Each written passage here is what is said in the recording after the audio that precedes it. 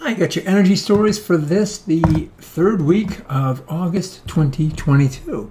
Hurrah! Once we got by the mansion and past the cinema, it was pretty much a done deal as the Senate and House last week passed the landmark Inflation Reduction Act that, among other things, earmarks $369 billion for clean energy technologies in an effort to combat climate change. There's a lot of detail in the legislation, but it will help a whole host of technology from renewables and storage to modular nuclear, carbon capture, and hydrogen. Now let's see how that translates into future activity on the ground. Also a significant legislative accomplishment at the state level, Massachusetts Governor Charlie Baker signed a major climate bill into law last week, boosting offshore wind and solar. It eliminates the controversial price cap, a rule that had required every new offshore wind project to deliver cheaper electricity than the previous one. That gets harder to do when you keep moving further offshore. The investor-owned utilities, National Grid and Eversource, will also no longer help to select winning bids as they have in the past. That authority now rests solely with the Department of Energy Resources and an independent evaluator. The law also requires the Massachusetts Clean Energy Center to ensure that the state has the necessary port infrastructure and job training programs while supervising new tax incentives, grants, loans, and the like.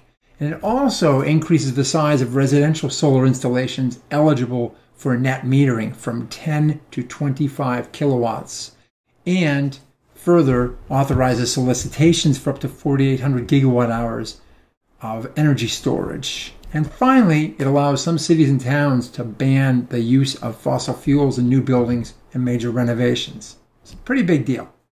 There were two other state-focused announcements last week as well, both oriented towards offshore wind.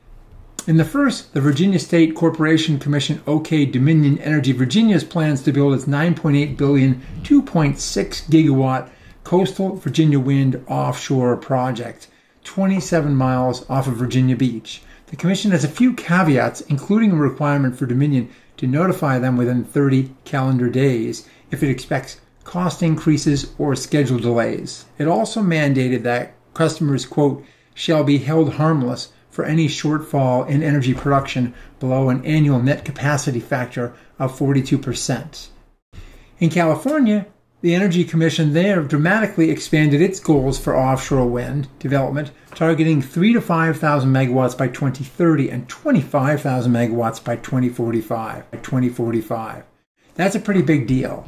For comparison, the total East Coast planned capacity right now is just under 45,000 megawatts. These California projects will have to be floating turbines as the state has no continental shelf. Further in the renewable space, Ford and DTE proclaimed a new power purchase program under which DTE will develop 650 megawatts of new solar in Michigan for Ford, the largest renewable energy purchase made to date from a U.S. utility. This will boost the total amount of installed solar in Michigan by about 70%. And speaking of Ford, some bad news with respect to its electric F-150 Lightning. Citing material cost increases, it just announced a pretty big jump in prices, with increases of $6,000 to $8,500 depending upon the options selected. Meanwhile, contemporary Amperex Technology, CATL, the world's largest battery manufacturer, plans to build a $7.4 billion 100 gigawatt hour battery plant in Hungary to supply automakers such as BMW, Mercedes-Benz, Stellantis, and VW Group. This will be CATL's second plant in Europe, and a just completed analysis by market research company SNE Research indicates that EV batteries totaling 203.4 gigawatt hours were installed globally in the first half of this year. CATL grabbed almost 71 gigawatt hours of that, a market share close to 35%.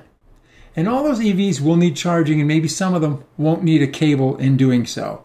EV wireless company WiTricity just closed a funding round of $63 million led by Siemens. The fund will help WiTricity to accelerate wireless charging products, including development of a new vehicle-to-grid solution that will allow parked EVs to send energy back to the grid.